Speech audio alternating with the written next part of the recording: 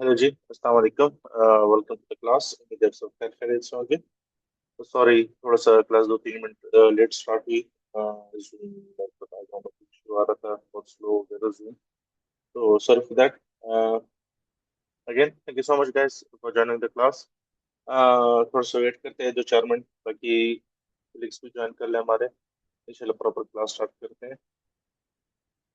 Kindly आप सबसे request ये होगी मेरी ड्यूरिंग द क्लास के, हमारी क्लास का थोड़ा जो स्ट्रक्चर होता है वो कुछ इस तरीके से रहेगा कि स्टार्ट के जो पहले 5-7 मिनट या मैक्सिमम 10 मिनट हम क्वेश्चन आंसर्स के लिए रखते हैं, जो कि रिलेट करते हैं हमारे प्रीवियस लेक्चर से। अगर किसी को प्रीवियस लेक्चर में कोई कंफ्यूजन होती है, कोई सवाल होते हैं, तो उसको हम कैटर करते हैं। उसके बाद फिर हम अपना लेक्चर स्टार्ट करते हैं।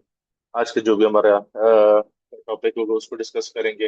एंड उसके बाद एंड में भी 5-7 मिनट या 10 मिनट जो है, जितना भी होता है, क्वेश्चन आंसर सेशन हम रखते हैं। जब तक आपके क्वेश्चन के आंसर नहीं होते हैं, वो सारे हम कैटर करते हैं। एंड काइंडली सब अपनी वीडियो काइंडली ऑफ कर दिया करें, एंड माइक पे अपने म्यूट रखा करें। किसी को कोई क्वेश्चन होगा तो आपके सामने स्क्रीन पे रिएक्ट का टैब आता है, उसको आप क्लिक करके रेज हैंड का ऑप्शन आता है, तो काइंडली तो वो यूज किया करें।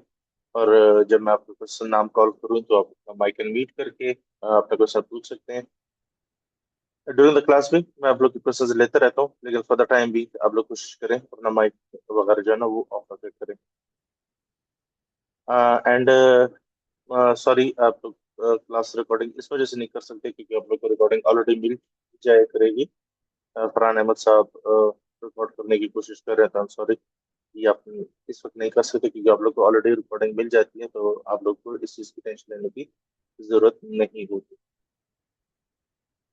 तो बिस्मिल्लाह करते हैं, आज का हम टॉपिक स्टार्ट करते हैं। टॉपिक स्टार्ट करने से पहले मैं आप लोग स्क्रीन शेयर कर लेता हूँ। एंड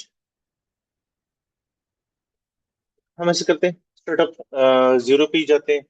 जीरो पे लिए एक डेमो परचेज करते हैं और उसके अंदर फिर हम खेलते हैं कि देखते हैं कि हम क्या क्या कर सकते हैं। अच्छा, हम जाते हैं पहले जीरो पे जाते हैं। हम जीरो पे जाते हैं, ट्राई जीरो फॉर फ्री, ठीक है जी। मैं एक डेमो ईमेल ले लेता हूँ अपने लिए, ताकि हम उसको यूज करें और फ्यूचर में हम उस पर काम कर सकें। आप लोग भी इस तरह कर सकते हैं, अगर आप अपनी जीमेल वगैरह यूज करना चाहते हैं, आपकी मर्जी है, लेकिन वो जाहिर 30 डेज का ट्रायल होता है। 30 डेज के बाद आप उसको यूज नहीं कर सकते हैं, तो ये एक ऑप्शन है आपके पास कि यहाँ से आप टेम्पररी ईमेल ले सकते हैं एंड उसको यूज कर सकते हैं। तो हम ईमेल हमारे पास आ गई, पाकिस्तान पे डाल देते हैं। लोकेशन हम यूके, यूनाइटेड किंगडम रख देते हैं। राहुल साहब, राहुल अमीन खलील, आपको स्क्रीन शेयर करनी है सर? हम यहाँ से इसको प्रोसीड कर लेते हैं। हमारे पास ईमेल में आ जाए, एक ईमेल आ जाती है, कंफर्म योर ईमेल एड्रेस, हम इसको सेलेक्ट करते हैं। Yes it's me. हम अपना पासवर्ड बना लेते हैं, हम अपना अकाउंट एक्टिवेट कर लेते हैं। आईडी में हम अपना सेव कर लेते हैं क्योंकि हमें फ्यूचर में भी इसकी जरूरत पड़ती रहेगी। बिजनेस नेम हम ऐसे करते हैं, एक कंपनी को हम सेटअप कर लेते हैं, उसका बैंक भी मेरे पास अवेलेबल है पूरा। कंपनीज हाउस पे जाते हैं हम इस कंपनी को सेटअप कर लेते हैं। बिजनेस नेम हम डाल लेते हैं। इंडस्ट्री हम क्या लेते हैं,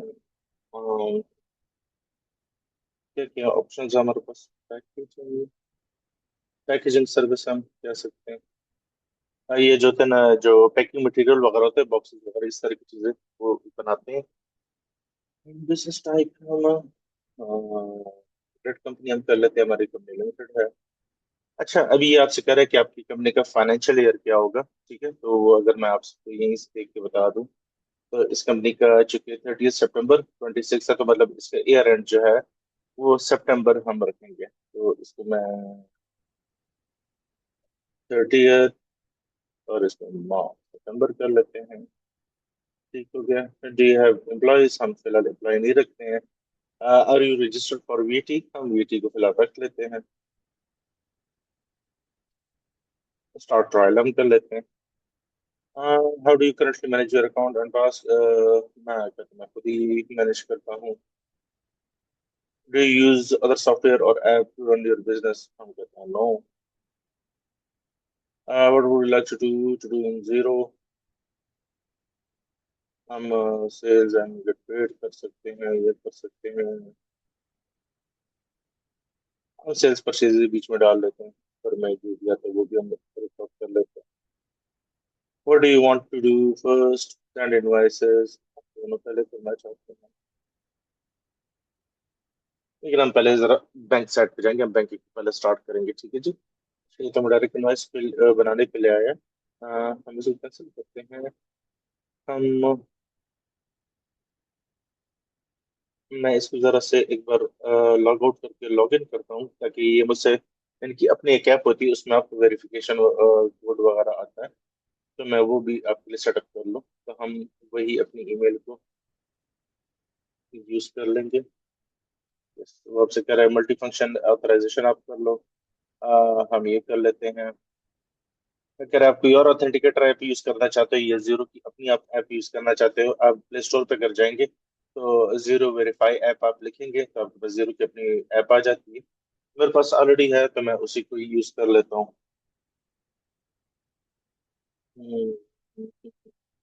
जीरो जीरो वेरीफाई के लिए हमसे ऐप आती है। मैं एक कोड स्कैन कर लेता हूँ ताकि मेरे पास मोबाइल में ये ऐड हो जाए।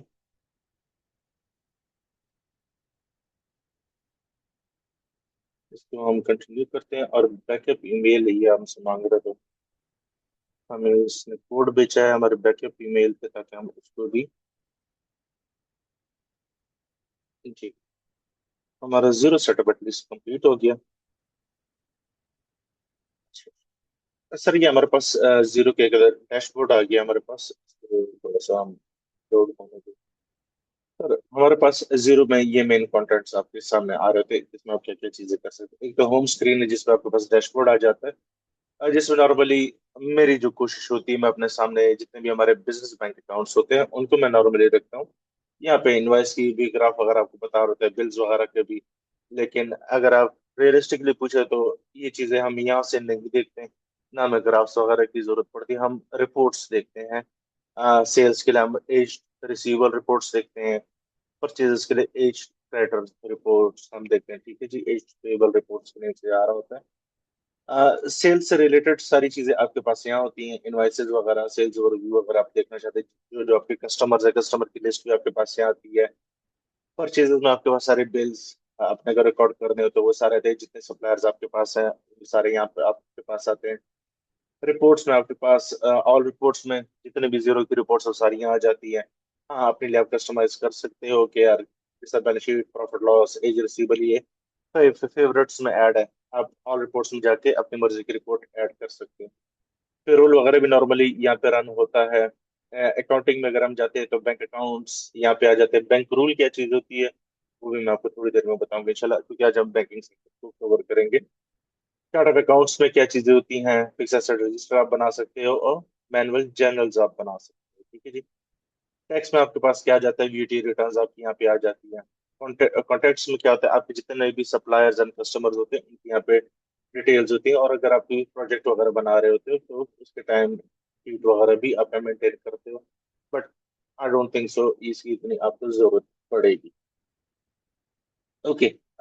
हम जो करना चाह रहे हैं, हम बैंक ऐड करना चाहते हैं, तो जारी बात है। इसके लिए मैं पहले आपको जरा चार्ट ऑफ अकाउंट पे ले जाता हूँ। हम जाते हैं चार्ट ऑफ अकाउंट्स पे, ठीक है जी। अब anyone who can help me out के what is chart of accounts? Anyone please raise your hand. Should I call a name? Hamad Raza sahab, please अपना माइक म्यूट कीजिएगा। चलिए, आरिफ शफीक अंसारी साहब आप आ जाए। अस्सलाम वालेकुम। वालेकुम सलाम, कैसे सर, आप खैरियत से? जी सर, अपना सवाल रिपीट करेंगे सर? सर मैं ये पूछना चाह रहा हूँ कि चार्ट ऑफ अकाउंट्स के बारे में आप लोग की क्या अंडरस्टैंडिंग है, चार्ट ऑफ अकाउंट्स क्या चीज़ होती sir basically chart of account जो है वो हेड ऑफ अकाउंट जनरेट करने होते हैं, ताकि उससे हम जो है वो ट्रायल बैलेंस को जनरलाइज कर सकें। और लेजर मेंटेन हो जाए और ट्रायल बैलेंस जनरेट हो जाए। Chart of account basically head of हमारे, अकाउंट जनरेट बनाना होता है। हमारा जो भी जनरल लेजर होता है, एक्चुअली जो बुक कीपिंग का जो फ्लो होता है, जी वो आपके टी टी अकाउंट्स बनते हैं, टी अकाउंट से आपके जनरल लेजर्स बनते हैं, जनरल लेजर से आपकी profit loss balance sheet and आपकी बाकी जो रिपोर्ट्स हैं वो बनती जाती है, ठीक है जी। बिल्कुल ऐसे। अब जनरल लेजर में एक चीज को एंट्री करने के लिए आपको जारी बात है चार्ट ऑफ अकाउंट से रिक्वायर्ड होता है। नाउ व्हाट बिल्कुल is general ledger? General ledger होता है एक कंपनी का पूरे साल या पूरे महीने या पूरे एक दिन की जितनी भी एक्टिविटी होती है। फॉर एग्जाम्पल, अगर उसने एक सेल की है तो वो सेल्स में जाके क्रेडिट होता है। और ऑब्वियसली हमारी अकाउंटिंग के लिहाज से for every credit there is an equal and opposite debit side, ठीक है जी। ओके।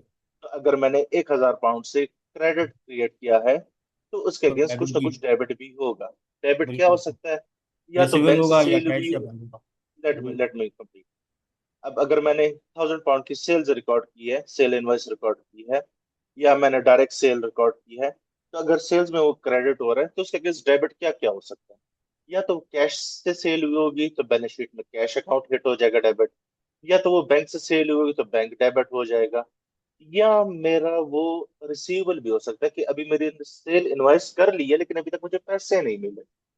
जब पैसे नहीं मिले तो बैलेंस शीट में मेरे अकाउंट रिसीवेबल में आ जाते हैं, या हम उसको बिल्कुल। ट्रेड डेटर्स भी कहते हैं, ठीक है सही। जी। ओके। अच्छा, तो सेम इसी तरह जो जनरल लेजर में अपने मैं बिजनेस एक्टिविटी को रिकॉर्ड करने के लिए जो जो अकाउंटिंग हेड्स यूज करता हूँ, sales, purchases, travelling expenses, motor vehicle expenses, rent and rates, light, utilities, wages, salaries, commissions, कुछ भी अगर मैं रिकॉर्ड करता हूँ, ये जितने नाम मैंने बोले तो हम अकाउंटिंग हेड्स बोलते हैं। और ये सारे अकाउंटिंग हेड्स जहाँ पे आप क्रिएट करते हो या एडिट करते हो या जहाँ पे ये सारे पड़े होते हैं उनको हम चार्ट ऑफ अकाउंट्स बोलते हैं, ठीक है। तो बिल्कुल चार्ट ऑफ ऐसे। अकाउंट्स से आपका वास्ता पहले दिन से लेकर आखिरी दिन तक रहेगा। इसमें अगर फॉर एग्जांपल अब हमारे पास ये जो चार्ट ऑफ अकाउंट अवेलेबल है जो जीरो का अपना बनाया गया है। अब जिस तरह ये ऑल अकाउंट्स हैं, एसेट्स कैटेगरी में कौन कौन से चार्ट ऑफ अकाउंट्स आ रहे हैं वो आ रहे हैं। लाइबिलिटीज के चार्ट ऑफ अकाउंट्स में क्या क्या चीजें आ रहे हैं वो सारे लिस्ट डाउन है। इक्विटी के कौन कौन से चार्ट ऑफ अकाउंट्स है वो आ रहे हैं।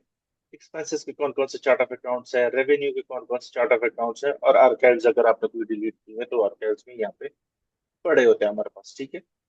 तो अब जरूरी नहीं है कि जीरो की तरफ से आपके लिए जो चार्ट ऑफ अकाउंट प्रोवाइडेड है वो फुल है। मतलब ये बिल्कुल ईच एंड एवरीथिंग आपके बिजनेस के मुताबिक नहीं, जरूरी नहीं है। फॉर एग्जाम्पल ये सेल्स है, आप कहते हैं यार मुझे सेल्स का वर्ड ठीक नहीं लगता, मैं इसको इनकम का नाम भी कर सकता हूँ। तो मैं क्या कर सकता हूँ, इसी को मैं ऐड करके इसको मैं यहाँ पे नेम के सेक्शन इसको आके मैं इनकम कर लूंगा और इसको मैं यहाँ पे सेव कर लूंगा। तो मेरा अकाउंटिंग हेड रीनेम, ठीक है जी। लेट्स से मैं रेवेन्यू में, इनकम में एक नया चार्ट ऑफ अकाउंट बनाना चाहता हूँ। तो मैं क्या करूंगा, ऐड अकाउंट मेरे पास है लिखा हुआ, ठीक है जी। मैं इसको ऐड अकाउंट किया। सबसे पहले तो ये मुझे कहेगा कि भाई अकाउंट टाइप क्या है। काम है रेवेन्यू। अकाउंट टाइप मतलब हमने पहले जीरो को ये बताना है कि मैं किस नेचर का अकाउंटिंग हेड बना रहा हूँ। क्या वो सही। इनकम से रिलेटेड है, क्या वो एक्सपेंसेस से रिलेटेड है, क्या वो मेरे करंट एसेट से रिलेटेड है, नॉन करंट एसेट से, करंट लाइबिलिटीज से है, नॉन करंट लाइबिलिटीज से है, इक्विटी से है, या रिटेन अर्निंग में आपको ये हेड बनाना चाह रहे हो। तो अगर मैं एक। इसको लिस्ट डाउन करूंगा तो मेरे पास पहला अकाउंटिंग हेड आ रहा है which is current assets, fix assets, inventory, non current asset, prepayment. ये एसेट साइड पे हमारे डिफरेंट हेड्स आ गए। फिर हमारे पास इक्विटी का सेक्शन आ जाता है। इक्विटी में अगर आपको नया हेड, जिस तरह फॉर एग्जांपल अक्सर बिजनेसेस के होते हैं डिफरेंट टाइप ऑफ शेयर्स होते हैं, ordinary share, class one, class two, class three, class four, different, sorry, class one A, class one B, इस तरह one A B C classes होते हैं शेयर्स के, या प्रेफरेंस शेयर्स हैं, ठीक है। तो अगर आप अपने शेयर्स को भी अगर ब्रेक डाउन करना चाहते हो तो आप इक्विटी में मल्टीपल हेड्स बना सकते हैं। अच्छा, एक्सपेंसेस साइड पे अगर आप, तो क्या आप डिप्रिसिएशन में कोई हेड बनाना चाहते हो, डायरेक्ट कॉस्ट में, एक्सपेंसेस में, या ओवरहेड्स में? अब डिप्रिसिएशन डिप्रिसिएशन अलग से ट्रीट की जाती है रिपोर्ट में, उसकी अपनी एक जगह होती है। डायरेक्ट कॉस्ट से मुराद होती है कॉस्ट ऑफ सेल्स। क्या आप कॉस्ट ऑफ सेल भी कोई हेड बनाना चाहते हो? एक्सपेंसेस नॉर्मल एडमिनिस्ट्रेटिव एक्सपेंसेस में अगर आप बनाना चाहते हो, और हेड्स भी एडमिन एक्सपेंसेस के ही नीचे आते हैं, उसमें अगर आप कोई हेड बनाना चाहते हो, आप पहले अकाउंट हेड सेलेक्ट करते हो। फिर लाइबिलिटीज का सेक्शन आ जाता है कि आप करंट लाइबिलिटी में कोई अकाउंट बनाना चाहते हैं, आप जनरल कोई लाइबिलिटी जो कि हम नॉर्मली करंट लाइबिलिटी ही ट्रीट करते हैं उनको, उसमें आप कोई हेड बनाना चाहते हो, या आप कोई नॉन करंट लाइबिलिटी में अकाउंट बनाना चाहते हो। इस तरह रेवेन्यू में क्या आप कोई अदर इनकम का बनाना चाहते हो, रेवेन्यू का बनाना चाहते हो, या सेल्स का कोई हेड बनाना चाहते हो, तो मैं सेल्स में ही एक नया हेड बना लेता हूँ। और अगर आपको पीछे थोड़ा सा नजर आ रहा हो, तो इनकम के जो कोड्स है ना, वो 200 से स्टार्ट हो रहे हैं। तो मैं अपनी तरफ से कोई भी कोड रख सकता हूँ जो कि मेरे पास स्लॉट अवेलेबल हो, या खुद से भी कोई हेड बना सकता हूँ, but to make it presentable मैं कोशिश करूंगा कि मेरा अकाउंटिंग कोड जो है ना इनकम का, तो वो इस 200 के आसपास हो। तो why not, I should try 201, and yes 201 is available. और अगर मैं कह दूं कि इनकम के ऑनलाइन स्टोर की इनकम, ठीक है जी। बाकी अगर आप उसको डिस्क्राइब करना चाहते हो कि किस टाइप का आपके ये अकाउंटिंग हेड है, मर्जी है, नहीं करना चाहते हो ना करो। और क्या इसके ऊपर आप वीटी का कोई डिफॉल्ट कोड लगाना चाहते हो, इसका मतलब क्या होगा कि यहाँ पे जैसे मैंने 20% वैट ऑन इनकम लगाया हुआ है, इट मीन्स कोई भी अगर मैं सेल इनवॉइस या कोई भी ट्रांजेक्शन अगर इसके हेड पे डालूंगा, तो बाय डिफॉल्ट उस पर 20% वैट क्लेम करेगा। उसको आगे मैं चेंज कर सकता हूँ बाद में, ऐसा नहीं कि मैं नहीं चेंज कर सकता, लेकिन इसको मैं चेंज कर सकता हूँ। तो मैं फिलहाल इसको 20% वैट ही रखना चाहता हूँ, इसको मैं यहाँ पे सेव करूंगा। तो यहाँ पे मेरे पास एक एडिशनल कोड भी चार्ट ऑफ अकाउंट का बन गया। अब अगर मैं इधर एसेट साइड पे आऊं, तो मेरे पास बैंक कोई कोड नहीं बना होता। चार्ट ऑफ अकाउंट में बैंक कोई भी क्रिएट नहीं हुआ होता, ठीक है। तो मैं क्या करूंगा, यहाँ पे बैंक क्रिएट करने की कोशिश करूंगा, एंड मैं जरा एक बैंक स्टेटमेंट यहाँ से आपको निकाल दूंगा। तो ये मेरे पास उसकी बैंक स्टेटमेंट पड़ी है, और रॉ फॉर्म में क्लाइंट ने मुझे बैंक स्टेटमेंट कुछ इस तरह से प्रोवाइड की थी। अगर ये आप लोगों को थोड़ा सा मैं रीड आउट करके बता दूं, तो सर ये हमारी डेट्स आ रही थी, डेट एंड टाइम आ रहा था, ये अमाउंट आ रही थी, ये करेंसी आ रही थी, ये ट्रांजैक्शन की डिस्क्रिप्शन आ रही है हमारे पास, payment reference, running balance, exchange rate वगैरह फ्लैट का। हमें नॉर्मली जो चीज़ें चाहिए होती है, हमें डेट चाहिए, अमाउंट चाहिए, और description, that's enough for us. हमें यही मोर देन इनफ है, हमें रिक्वायर्ड होती है। अब हम सबसे पहले क्या करेंगे, अपना एक बैंक अकाउंट बनाएंगे, जीरो में क्रिएट करेंगे, ताकि हम उसमें ये बैंक स्टेटमेंट अपलोड कर सके और जीरो पे हम काम कर सके। अ, मैं एक चीज देखना चाह रहा था कि इनका जो बैंक है, यस, ये ये एक्चुअल बैंक स्टेटमेंट मुझे एक बार दी थी, वाइज बैंक है इनका, ठीक है जी। और उनका ये अकाउंट नंबर वगैरह भी यहाँ पे आ रहा है। तो मैं प्रॉपर यहाँ पे एक बिजनेस बैंक अकाउंट क्रिएट करूंगा इसके लिए। अब अगर आपको यहाँ पे नजर आए, तो है ऐड बैंक अकाउंट। अब यहाँ पे डिफरेंट बैंक्स आ रहे हैं, ठीक है जी। अब बाजार व्यू के जो ज्यादातर यूज हो रहे, तो यहाँ पे आ रहे होते हैं, अगर नहीं आ रहे, अब यहाँ पे सर्च भी कर सकते हो। अब जैसे हमारा वाइस बैंक अकाउंट है, तो हम वाइस पे अगर क्लिक करते हैं, तो सर अगर तो मैं यहाँ पे क्लिक करता हूँ continue and log in to bank, ठीक है जी, तो सिंपल क्या होगा, ये मुझे डायरेक्ट कनेक्ट कर देगा वाइस बिजनेस जो बैंक अकाउंट है, उसके पोर्टल पे चला जाएगा। वहां पे मैं अपने बैंक की अकाउंट डिटेल डाल लूंगा, जो भी मेरे लॉगिन होंगे वो डाल लूंगा, और जीरो को जस्ट एक एक्सेस दे दूंगा कि बैंक स्टेटमेंट ऑटोमेटिकली यहाँ पे फीड कनेक्ट हो जाए, जो कि आपको हार्डली 2 मिनट भी नहीं लगते इसके ऊपर। हाँ, पाकिस्तानी बैंक्स पे ये नहीं अप्लाई होता, पाकिस्तान में सर्विस अवेलेबल नहीं है। बाकी दुनिया पे जहाँ जहाँ जीरो है उधर ये चीज काम करती है।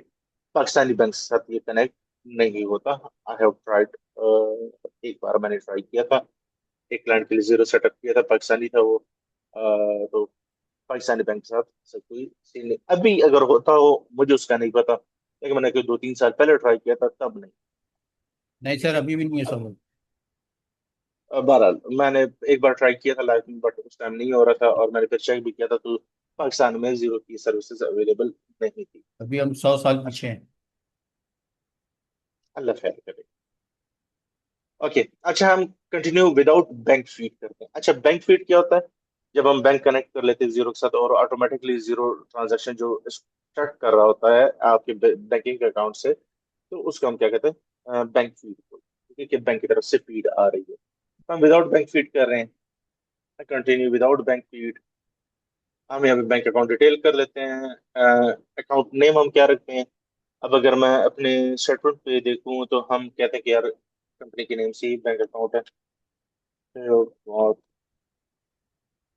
पैकेजिंग लिमिटेड, ठीक है जी। अकाउंट टाइप आपकी क्या है? फॉरेन करेंसी है या एवरीडे डे टू डे वाला बैंक है? हम कहते हैं एवरीडे वाला है, ठीक है जी। या अदर भी अगर आप कर लो तो कोई मसला नहीं है, ये कोई इतनी बड़ी टेंशन वाली बात नहीं है। शॉर्ट कोड क्या होता है बैंक है, इसका जो शॉर्ट कोड है वो ये है। ये मैं बैंक स्टेटमेंट से लिख रहा हूँ, और उसका अकाउंट नंबर जो है हमारे पास दैट इज 3094711, और करेंसी जीबीपी है। हम इसको यहाँ पे ऐड कर लेते हैं। तो अच्छा हमारे सर, ये पास, विदाउट फीड जो है इसका क्या मतलब है कि मतलब वो लिंक नहीं होगा उससे? जी, हम मैनुअली बैंक स्टेटमेंट अपलोड कर रहे हैं सही। एक्सेल के थ्रू, ठीक है जी।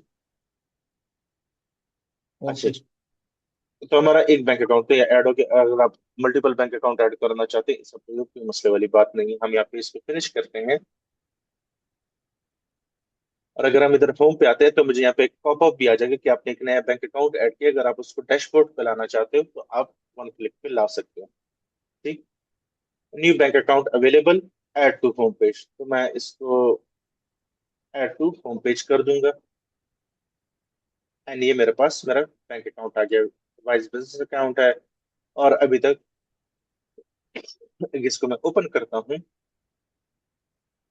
ये मेरे पास आ जाता है। रिकनसाइल का टाइप भी आ गया है,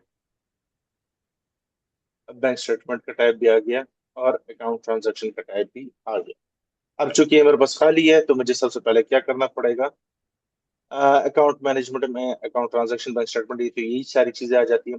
फंड मनी, रिसीव मनी या ट्रांसफर मनी, अगर आप कोई खुद से ट्रांजैक्शन क्रिएट करना चाहते हैं यहाँ से भी कर सकते हैं। Reconcile bank, bank rule, reconciliation report, import statement. तो right now we need to import a statement. हाँ, अगर आप अभी भी बैंक फीड लेना चाहते हो तो गेट अप बैंक फीड अब यहाँ से दोबारा कनेक्ट कर सकते हो, या गेट अप बैंक फीड, ये भी एरर आपको नोटिफिकेशन आ रहा होता है। अगर आप इधर आते हैं तो ये आपको दोबारा उसी बैंकिंग सेक्शन पे ले जाता है कि आप अपने बैंक के साथ कनेक्ट कर दें। अगर आप continue and log in to bank करते हैं तो ये आपको डायरेक्ट वाइज बैंक पे ले जाएगा कि आप अपना बैंक कनेक्ट कर लें, अपने लॉगिन डालें, ताकि हम आपको स्टेटमेंट डायरेक्ट जीरो में प्रोवाइड कर दें।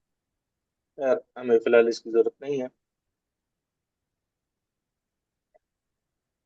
हम होम पे जाते हैं, ये बैंक आ गया मेरे पास, बैंक ओपन कर लेता हूँ मैं।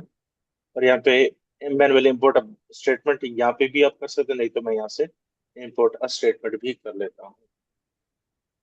अब जीरो में बैंक स्टेटमेंट इम्पोर्ट करने के जो तरीका ये है कि आपने पहले फाइल अपलोड करनी, इम्पोर्ट सेटिंग्स चेक करनी, और रिव्यू करके तो हो जाएगा आपका। यहाँ पे एचएमआरसी ने सॉरी यार, बार मैं एचएमआरसी का वर्ड बोल रहा हूँ, जीरो ने आपको एक टेम्पलेट भी दिया हुआ है कि आप मुझे इस फॉर्म में बैंक स्टेटमेंट कॉपी पेस्ट कर दें तो मैं इंपोर्ट कर दूं। हम इसकी टेम्पलेट डाउनलोड कर लेते हैं, और ये हमारे पास उसकी एक अदद टेम्पलेट आ गई है, ये। अब नॉर्मली अगर आपने नोट किया होगा, जो अगर आप ऑनलाइन कोई फॉर्म वगैरह फिल कर रहे होते हैं तो आपको जिन बॉक्सेस के साथ स्टार लिखा होता है तो वो मैंडेटरी होते हैं, बाकी ऑप्शनल होते हैं, ठीक है। तो एक वो हमसे कह रहे हैं कि यार डेट का कॉलम जो है ना वो मैंडेटरी है। सेकेंडली अमाउंट का कॉलम मैंडेटरी है। पेई, मतलब जो सप्लायर या कस्टमर नेम है वो। डिस्क्रिप्शन बहुत ज्यादा जरूरी है, क्योंकि डेट और अमाउंट का आप क्या करोगे जब आपको ये नहीं पता लगेगा कि ये पेमेंट किसकी हो रही है या किसकी आ रही है, ठीक है। क्यों हो रही है? रेफरेंस अगर आप कुछ डालना चाहते हो या कोई चेक नंबर वगैरह है तो वो भी आप यहाँ पे डाल सकते हैं, it's up to you. But हमें mostly date, amount and description सबसे ज्यादा जरूरी होते हैं।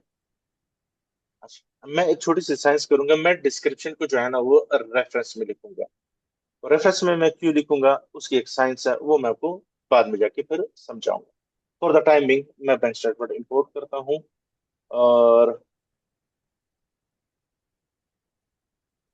मैं इसकी बैंक डेट्स यहाँ पे मैं कॉपी पेस्ट कर देता हूँ।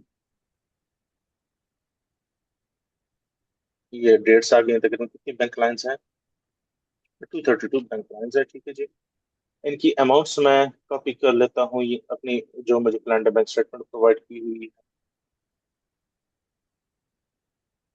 अच्छा, जीरो में मसला ये है कि वो आपसे सिंगल लाइन में आपसे वैल्यूज मांगता है। ठीक है जी, सिंगल लाइन से मुराद ये है कि वो डेबिट क्रेडिट जो है ना वो आपसे प्लस माइनस में आपसे मांगता है। ठीक है, अब जीरो क्या करता है यार, इसमें मैं भी बेसिकली अक्सर कंफ्यूज हो जाता हूँ, मैं भूल जाता हूँ कि यार लेकिन नॉर्मली जो एक्सपेंसेस होते हैं, जो आपकी डेबिट साइड होती है वो माइनस में लिखनी होती है, और जो क्रेडिट साइड होती है, जो रिसीव्ड साइड होती है, जो बैंक में पैसे जी आ सर। रहे होते हैं, उसको आपने पॉजिटिव में लिखना होता है। अच्छा, अब राइट नाउ अगर मैं थोड़ा सा यहाँ बैंक स्टेटमेंट को देख लूँ, पहले मैं ये वेरीफाई कर लूँ कि मैं सही भी कर रहा हूँ या नहीं।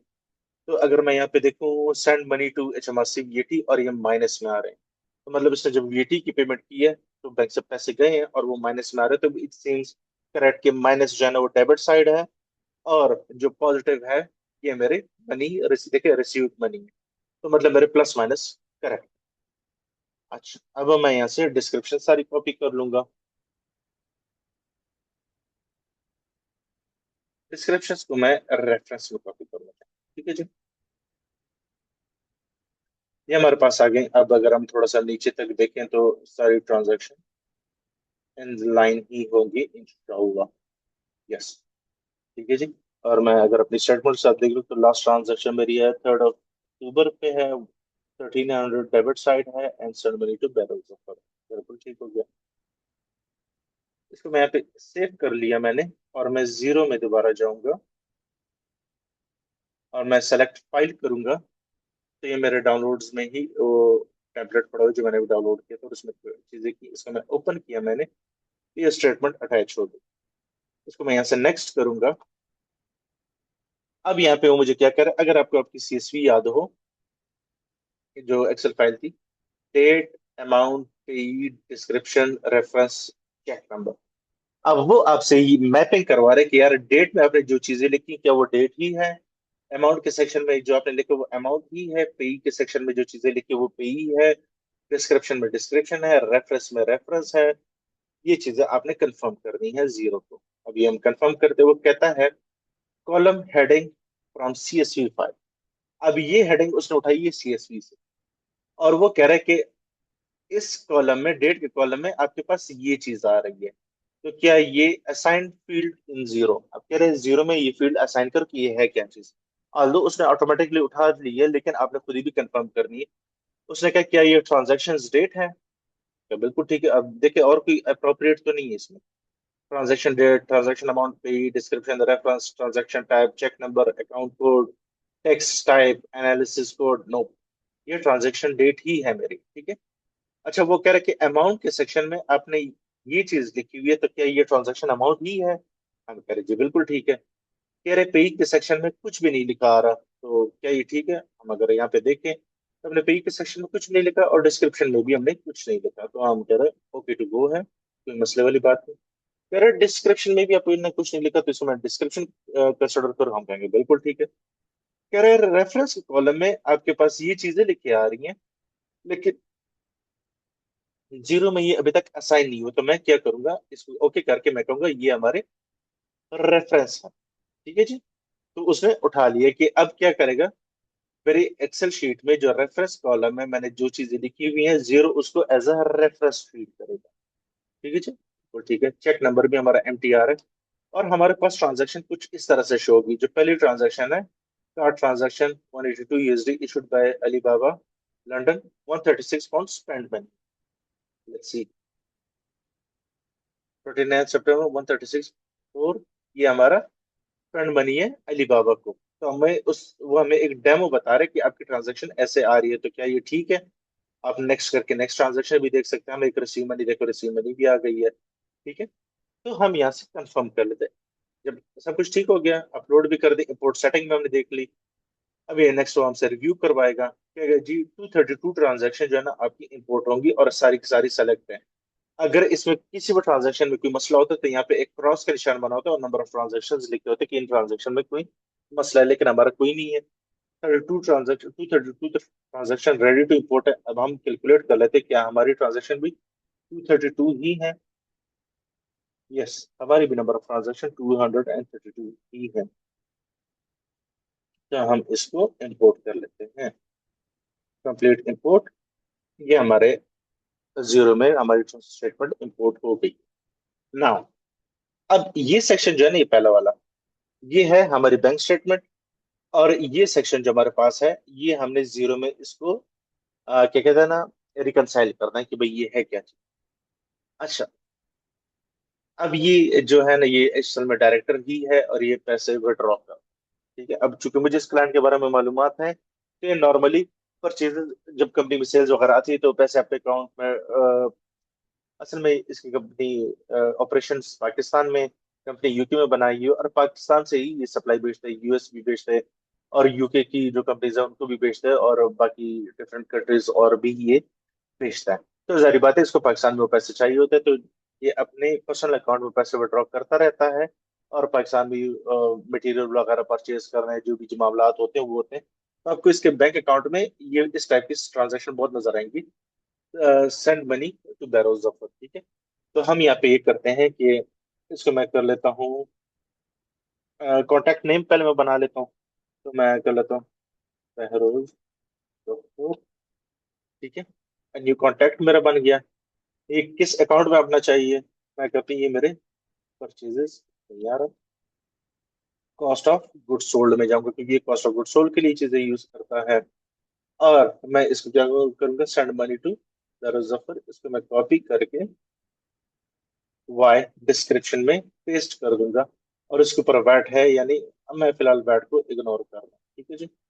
इसको मैं ओके कर देता हूँ। तो ये मेरी पहली ट्रांजैक्शन रिकनसाइल हो गई है।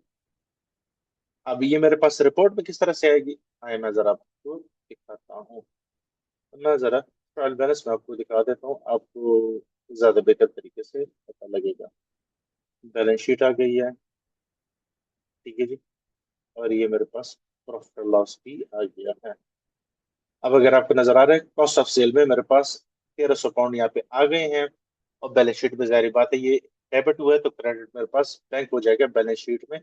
अगर आप यहाँ पे देखें तो क्रेडिटर्स में मेरे पास मेरा बैंक आ गया है, 1300 पाउंड से शो हो रहा है। और अगर मैं आपको ट्रायल बैलेंस दिखा दूँ तो ये देखें, cost of goods sold direct cost में गया है 1300 पाउंड। और हेल पाथ पैकेजिंग लिमिटेड जो कि मेरा बैंक अकाउंट टाइप है, वो 1300 से क्रेडिट हो गया। अब एक और ट्रांजेक्शन हम ये देख लेते हैं। ये ईयर कंपनी फॉर्मेशन को इसने पे किया, ये इसके लीगल एक्सपेंसेस हैं। इसको मैं कॉपी कर लेता हूँ, मैं यहाँ पे पेस्ट कर दिया। और ये ईयर कंपनी फॉर्मेशन, ये कॉन्टैक्ट बना लिया और ये मैं इसको लीगल एक्सपेंसेस में, इसको मैं रीनेम भी कर सकता हूँ। लीगल एक्सपेंसेस नहीं, ये इसके काइंड ऑफ प्रोफेशनल एक्सपेंसेस में मैं इसको डालना पसंद करूंगा। तो मैं इसको प्रोफेशनल एक्सपेंसेस में डाल सकता हूँ। अगर मैं दोबारा ट्रायल बैलेंस को अपडेट करूंगा, तो अब आप अगर देखें तो कॉस्ट ऑफ सेल 1300 आ रहा था, लीगल एक्सपेंसेस भी ऐड हो गए हैं। लेकिन मैं मुझे लीगल एक्सपेंस का नाम जो है ना, ये जरा अच्छा नहीं लग रहा है, तो मैं क्या करूंगा, चार्ट ऑफ अकाउंट्स में जाऊंगा और लीगल एक्सपेंसेस के हेड को चेंज कर लूंगा।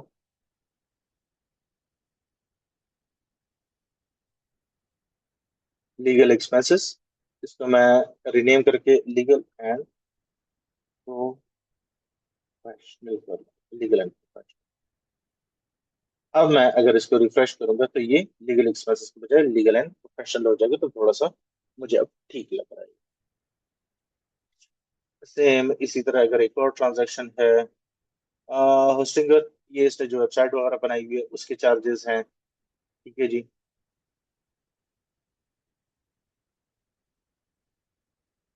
अब देखिए, फर्स्ट टाइम चूंकि काम हो रहा है तो आपको सप्लायर और कस्टमर बार बार बनाने पड़ेंगे। और इसको मैं जब डालूंगा, हमारे पास एक अकाउंट कोड होता है आईटी सॉफ्टवेयर एंड कंज्यूमेबल, ठीक है, तो मैं उसमें डाल देता हूँ और ये भी मेरे पास नो वीएटी हो जाएगा। और इसको मैं यहाँ पे सेव कर लूंगा। फी रिफंड, ये मुझे बैंक चार्जेस लग रहे हैं, तो मैं इसको बैंक चार्जेस में ही डाल देता हूँ। बैंक चार्जेस का एक अकाउंट हेड बना लेते, सॉरी कॉन्टैक्ट बना लेते हैं। बैंक फी में हमारे पास अकाउंट हेड आ रहा है। आपने सबसे पहले chart of accounts create out करना है कि कौन कौन से चार्ट ऑफ अकाउंट है, नहीं तो आपने उनको क्रिएट करना है। इसको मैं ओके कर दूंगा, ठीक है। अच्छा, अब जरा जीरो की इंटेलिजेंस का आप यहाँ से अंदाजा लगाएं। इससे पहले हमने एक ट्रांजेक्शन की थी, ये 1300 पाउंड वाली, अगर आपको याद हो, send money to Barrows Zafar 1300 pound की, और हमने इसको डाला था कॉस्ट ऑफ गुड्स सोल्ड में। बैंक में इस तरह की ट्रांजेक्शन दोबारा आ गई है, नाम वगैरह सेम है, तो उसने पिछली ट्रांजैक्शन के इंफॉर्मेशन को कॉपी करके पहले से लिख दी। कह रहे कि यार ठीक है, देखो send money to Barrows Zafar है, इसने कॉन्टेक्ट नेम भी खुद ही उठा लिया है, उसने वही अकाउंट कोड उठाई जो कि मैंने लास्ट ट्रांजैक्शन पे यूज किया है, उसने डिस्क्रिप्शन भी वही उठा ली जो ये आ रही है, सेम एक और ट्रांजैक्शन आ रही है, उस पे भी इसने ये उठाया हुआ है। तो बजाय इसके कि मैं यहाँ पे सारा कुछ दोबारा लिखूं, मैं यहाँ से इसको one click okay, one click okay, automatically transaction हो गया। एक और मजे की बात, मैं यहाँ पे सर्च करता हूँ बहरोज। अब बहरोज वाली जितनी ट्रांजेक्शन होगी सारे मेरे सामने आ जाएगी, उन सब के ऊपर ये सारा कुछ कॉपी भी हुआ होगा। ये देखें, सेंड मनी टू बहरोज जितनी भी आ रही है ना, वो सारी मेरे पास फिल्टर आउट हो गई, और वो ऑलरेडी से फिल्ड है। इसको अगर मैं चेंज करना चाहूँ मैं चेंज कर सकता हूँ, लेकिन मैंने इनको इसी हेड में डालना है, तो मैं क्या करूंगा, okay okay okay okay okay okay okay okay okay okay okay. अभी आपके सामने मैंने कितनी ट्रांजेक्शन रिकंसाइल कर ली है विद इन 10-15 सेकेंड्स। अच्छा, अब अगर आप यहाँ पर ट्रायल बैलेंस देखें तो इसकी पूरी शक्ल ही चेंज हो जाएगी। कॉस्ट ऑफ गुड्स सोल्ड हमारे पास आया था, वो 43,000 पे पहुंच गया। बैंक फीस जो कि रिफंड आ रहा था, अब चूंकि आगे और भी बैंक चार्जेस आएंगे तो ये डेबिट साइड पे आ ही जाएगा, वो टेंशन नहीं लेनी। लीगल एंड प्रोफेशनल आ गया, आईटी सॉफ्टवेयर में हमने डाला था, और बैंक हमारे पास ही चले, तो हमारा ट्रायल बैलेंस डेबिट क्रेडिट बराबर चल रहा है। अगर हम यहाँ पे प्रॉफिट और लॉस अपना देखते हैं, इसको मैं रिफ्रेश करता हूँ, तो मेरे देखो कॉस्ट ऑफ सेल में मेरे कॉस्ट ऑफ सेल का हेड आ गया। बाकी मेरे पास एडमिनिस्ट्रेटिव एक्सपेंसेस में बैंक फी आ रही है, आईटी सॉफ्टवेयर एंड कंज्यूमेबल आ रहा है, एंड लीगल एंड प्रोफेशनल, क्योंकि अभी तक हमें सिर्फ यही अकाउंट हेड्स यूज किए हैं, कोई नया अकाउंट हेड हमने यूज नहीं किया। अच्छा, अब थोड़ा सा मैं आपको इसमें एक और चीज बताता हूँ। ये तो हो गया हमारे पास रिकंसाइल वाला टाइप, ठीक है। अब जो रिकंसाइल वाले टाइप में 176 ट्रांजेक्शन लिखे हुए हैं, इट मीन्स के मेरे जितना भी बैंक अपलोडेड है उसमें 176 ट्रांजेक्शन वो हैं जो कि अभी जीरो में रिकंसाइल होना बाकी हैं, अभी तक ये रिकंसाइल नहीं हुई। What is bank statement? Bank statement में आपके पास एक्चुअल बैंक स्टेटमेंट शो होगी जो कि आपने अपलोड की है, यह जीरो ने आपके बैंक से एक्सट्रैक्ट की। इसमें फुल स्टेटमेंट आएगी और आगे स्टेटस लिखा होता है कि ये ट्रांजेक्शन रिकंसाइल्ड है या नहीं। अब ये देखिए, अभी तक मैंने जितनी भी बैंक ट्रांजेक्शन क्रिएट की थी, 232 ट्रांजेक्शन थी ना समहाउ। अभी एक पेज में सारी ट्रांजेक्शन आ रही, अगर आपको यहाँ पे नजर आ रहा है, दो पेजेस है और टोटल आइटम्स कितने, 232 है। आपको एक पेज पे 200 ट्रांजेक्शन शो करें और टोटल दो पेजेस हैं जिसमें आपकी सारी बैंक ट्रांजेक्शन अवेलेबल है। अब अगर आप थोड़ा सा यहाँ पे कुछ थोड़ा देखें, अब देखिए लास्ट ट्रांजेक्शन हमारे पास 9 सितंबर की है, डेबिट ट्रांजेक्शन है, ये उसकी डिस्क्रिप्शन है, 136 अमाउंट की है, और ये इसका सोर्स क्या है, इम्पोर्टेड। इम्पोर्टेड इस वजह से लिखा हुआ है क्योंकि हमने पीएसवी के थ्रू इसको इम्पोर्ट किया है। अगर मैंने ये एक यूजर ट्रांजैक्शन क्रिएट की होती, मैनुअली एक ट्रांजैक्शन क्रिएट की होती, तो यहाँ पे लिखा हुआ था यूजर, ठीक है। और अगर ये जीरो ने बैंक से इंपोर्ट की होती है ट्रांजैक्शन, तो यहाँ पे लिखा होता बैंक फीड, ठीक है जी। और यहाँ पे लिखा हुआ है अनरिकंसाइल्ड स्टेटस, इसका मतलब ये ट्रांजैक्शन अभी तक मैंने रिकंसाइल नहीं। देखिए कोई ऐसी ट्रांजैक्शन भी जो मैंने रिकंसाइल की हुई है, यस, ये ट्रांजैक्शन बैरोज जफर की हमने सारी ट्रांजैक्शन रिकंसाइल कर ली थी, तो इसके सामने रिकंसाइल्ड लिखा, ठीक है। और इसको मैं यहाँ से ओपन भी कर सकता हूँ, देख सकता हूँ कि मैं हमने क्या किया। ये एक बैंक ट्रांजैक्शन थी जो कि आपने ऐसे रिकंसाइल की, इसको मैं ओपन भी कर सकता हूँ। हमने क्या किया है, सप्लायर नेम बेरोजफर था, इस डेट पर ट्रांजैक्शन आई थी, इतनी टोटल अमाउंट थी, ये उसकी डिस्क्रिप्शन थी, क्वांटिटी 1 थी, 2100 टोटल प्राइस थी, कॉस्ट ऑफ गुड सोल्ड में आपने डाला है, टैक्स रेट नो वीएटी आपने यूज किया, और अमाउंट 2100 ये आ रही है। और यहाँ पे आपके पास हिस्ट्री भी आ रही होती है कि किसने इस पे काम किया, इस डेट पे इस बंदे ने ट्रांजैक्शन क्रिएट किए, इसने अप्रूव किया और इसने रिकंसाइल किया। और आप अगर कोई एडिशनल नोट्स लिखना चाहते हो आप यहाँ पे लिख सकते हो। परचेजेस इन पाकिस्तान, आप यहाँ पे लिख सकते हो साथ। तो आपके पास एक एडिशनल नोट भी आ जाता है साथ। Mohammad Waqas road purchase in Pakistan इस ट्रेंड नोट्स में आपके पास आ जाता है, तो आप यहाँ पे बहुत कुछ कर सकते हैं। अच्छा, मैं आपको यहाँ पे बैंक स्टेटमेंट फिलहाल यहाँ दिखा रहा था। अच्छा, आप यहाँ पे सर्च का ऑप्शन भी आ रहा है। सर्च में एक तो मैं यहाँ पे ट्रांजैक्शन भी सर्च कर सकता हूँ, फॉर एग्जांपल बैरोज के नाम से सारी ट्रांजैक्शन एक ही जगह पे आ गई। मैं इनका स्टेटस देख सकता हूँ कि ये क्या सी, ठीक है जी। टोटल 53 ट्रांजेक्शन है, जिस ट्रांजैक्शन में बैरोज लिखा हुआ आ रहा है, ठीक है जी। मैं ट्रांजेक्शन जो है ना, अमाउंट की रेंज से भी सर्च कर सकता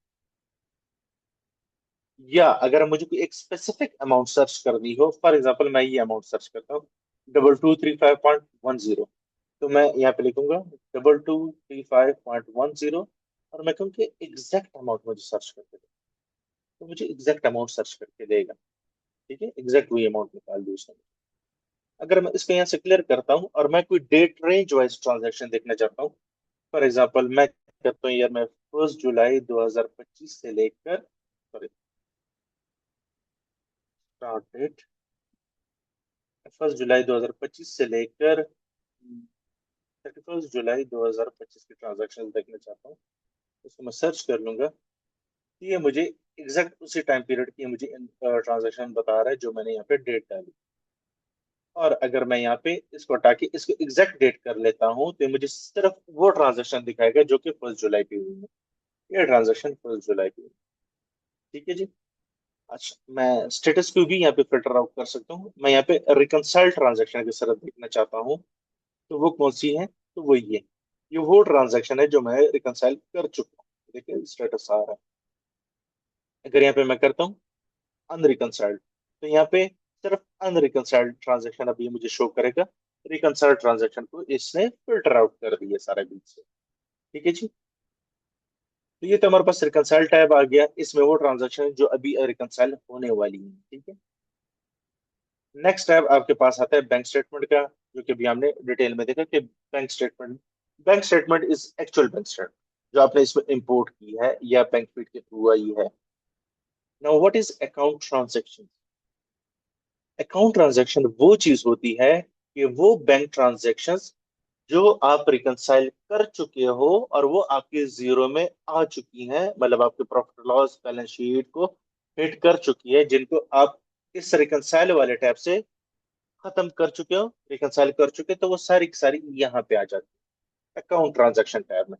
इन शॉर्ट यहाँ पे सारी आपके रिकंसाइल्ड ट्रांजैक्शन आती है, अनरिकंसाइल्ड कोई ट्रांजैक्शन नहीं आती, ठीक है जी। तो रिकंसाइल टाइम में कौन सी चीजें आती हैं? वो ट्रांजैक्शन जो कि आपकी जीरो में तो आ चुकी है, लेकिन इसने अभी तक आपकी रिकॉर्ड्स को, जनरल लेजर को, प्रॉफिट लॉस बैलेंस शीट को अभी तक हिट नहीं किया, मतलब उसका आपके अकाउंट्स पे, रिपोर्ट्स पे कोई इम्पैक्ट नहीं है। वो अभी रिकंसाइल करनी है आपको। Bank statement is bank statement जिसमें कुछ ट्रांजैक्शन रिकंसाइल्ड है, कुछ अनरिकंसाइल्ड है। आप ट्रांजैक्शन को सर्च कर सकते हो, मैप कर सकते हो, कुछ भी कर सकते हो। And transaction, account transaction type, account transaction में कौन सी चीजें आएंगी? इसमें सिर्फ वो ट्रांजैक्शन आएंगी कि जो बैंक से रिकंसाइल होके आपकी जीरो की रिपोर्ट्स को इम्पैक्ट कर चुकी हैं या जीरो में आ चुकी हैं, आपके प्रॉफिट लॉस बैलेंस शीट को हिट कर चुकी हैं। तो सारे रिकंसाइल्ड ट्रांजैक्शन आपके पास अकाउंट ट्रांजैक्शन टैब में यहाँ पे नजर आएंगी, ठीक है जी। तो फिलहाल के लिए मेरे ख्याल में आप लोग के लिए इतना बहुत है। मैं आप लोग को ये बैंक स्टेटमेंट भी भेज दूंगा। आप लोग खुद ही भी एक थोड़ा सा घर पे प्रैक्टिस कीजिएगा और कोशिश कीजिएगा कि ये सारी ट्रांजैक्शंस जो है ना, इसको रिकंसाइल करने की कोशिश करें आप लोग, ठीक है जी। अब देखो, आप कहेंगे हमें क्या पता कि भाई ये क्या चीज़ है, ये कौन सी ट्रांजैक्शन है, कैसे? सर, गूगल करना पड़ेगा ईच एंड एवरीथिंग, और आपको बिजनेस के साथ उसको लिंक करना पड़ेगा कि किस टाइप की एक्सपेंसेस है। और आपने एंड पे एक क्यूरी बनानी होती है कि ये ट्रांजैक्शन है जिनकी मुझे समझ नहीं आ रही है, और ये एंड पे आप जाके क्लाइंट से पूछते हो। फॉर एग्जाम्पल, आपने सारी ट्रांजैक्शन रिकंसाइल कर ली है ना, अब कुछ ट्रांजैक्शन रहेगी जिनकी आपको समझ नहीं आ रहा और आपको लगता है ये आपको क्लाइंट से पूछनी चाहिए, तो आप यहाँ से इसको सर्च पे जाओ, इसको अनरिकंसाइल्ड ट्रांजैक्शन को सर्च करो। और फॉर एग्जाम्पल, मैं ये कुछ ट्रांजैक्शन है, इसको मैं यहाँ से, अब मसला ये जीरो में आप ये ट्रांजेक्शन डाउनलोड नहीं कर सकते जो कि बैंक स्टेटमेंट में है। इसको अब यहाँ से सेलेक्ट करो, राइट क्लिक करके कॉपी करो, जीरो पे जाओ, पेस्ट एज वैल्यू कर लो, तो आपके पास ये सारे ट्रांजेक्शन यहाँ पे शो हो जाए। ठीक है जी। तो आप क्लाइंट से इस तरह करके भी वो ट्रांजेक्शन्स जो खाली टैब है उनको बेशक आप डिलीट कर दें। आप क्लाइंट से इस तरीके से भी पूछ सकते हैं कि यार ये फ्ला ट्रांजेक्शन्स जो है इनकी मुझे समझ नहीं आ रही है, तो थोड़ा सा मुझे बता दे कि ये आपके किस टाइप के एक्सपेंसेस हैं या आपकी किस टाइप की इनकम है। ठीक है। तो इस तरह से आप क्लाइंट को क्वेरी भी बना के दे सकते हैं। ठीक है। और राइट नाउ इस वक्त तक हमने जीरो पे जो जो चीजें की हैं, किसी को जो भी क्वेश्चंस है तो आप लोग पूछ सकते हैं। सर ये सॉफ्टवेयर जो भी है किसका प्लीज, मिलेगा ये? प्लीज रेज हैंड किया करे और डायरेक्ट ना बोला करे प्लीज। बाकी भी बैठे होते प्लीज, जिसका जो भी क्वेश्चन है प्लीज वो रेज हैंड करिए करे। सर ये सॉफ्टवेयर कैसे मिलेगा, मतलब जैसे आपने डाउनलोड किया वैसे ही? मैंने डाउनलोड नहीं किया, अब क्लास के स्टार्ट से हमारे साथ साथ। जी जी। तो आप, हम सिंपल जीरो पे गए, गूगल पे गए, जीरो डेमो हमने लिया, ईमेल एड्रेस डाली, परमिशन डाली एंड गुड टू गो। मैंने सही। डाउनलोड तो नहीं की, ये क्लाउड सॉफ्टवेयर है, ये सॉफ्टवेयर आपका डेस्कटॉप बेस्ड सॉफ्टवेयर तो नहीं होता ना जीरो। ठीक है।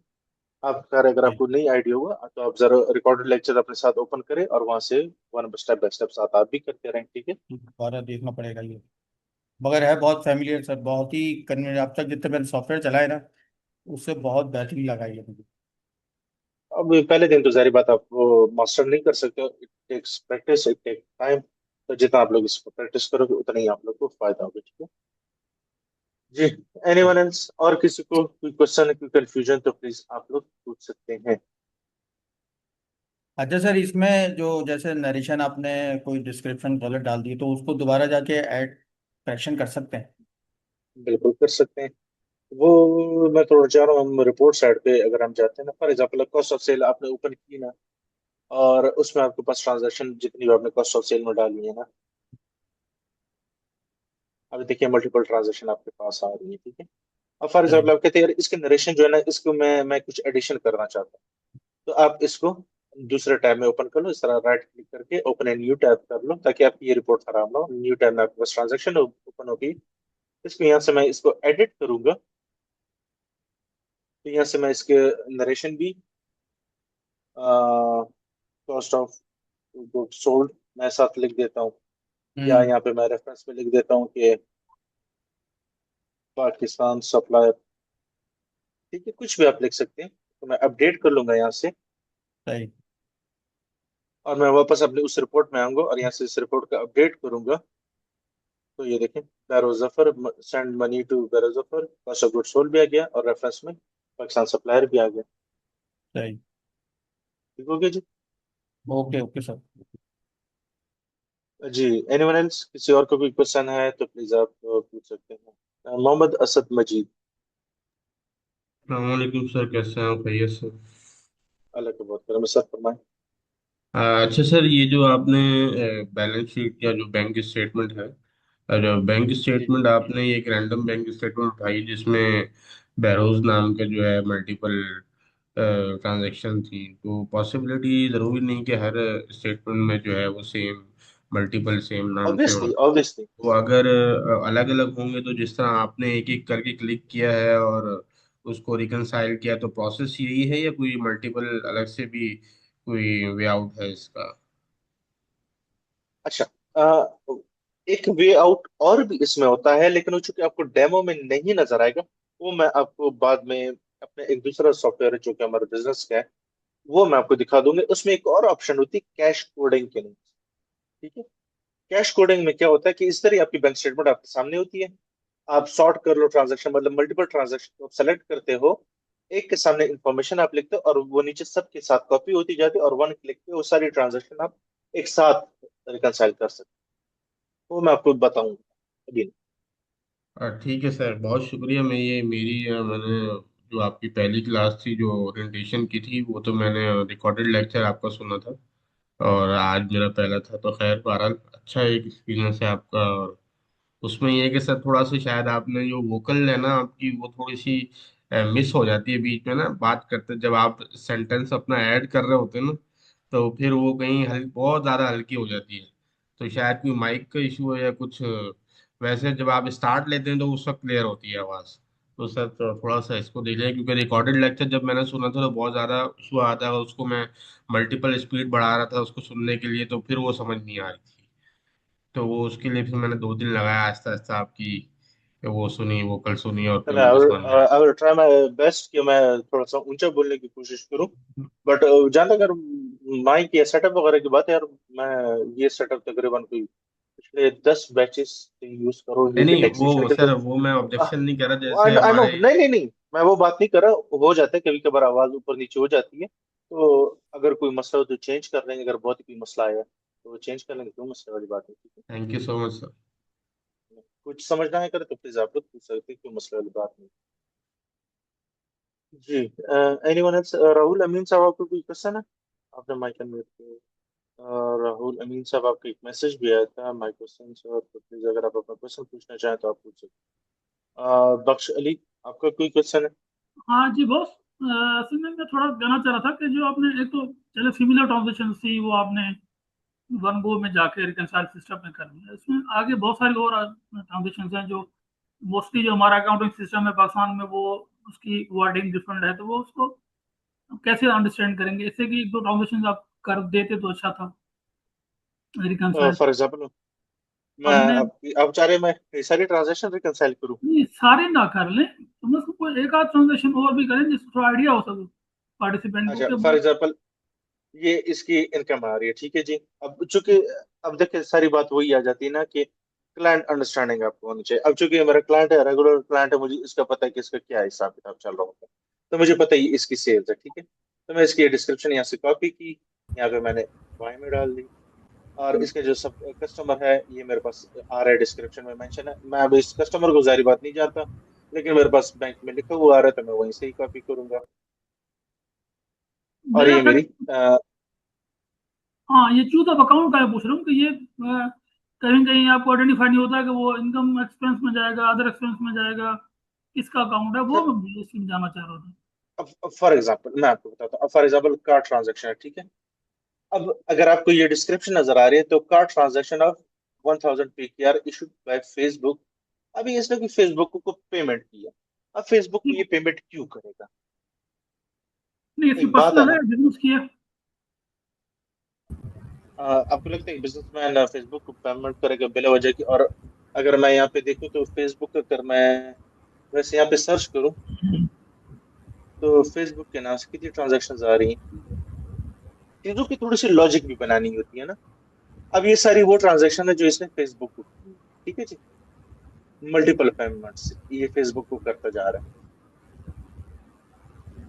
बहुत सारी ट्रांजेक्शन। अब आपको नहीं लगता कि ये शायद कोई फेसबुक पे कोई एडवर्टाइजमेंट या कैंपेन वगैरह चला रहा हो?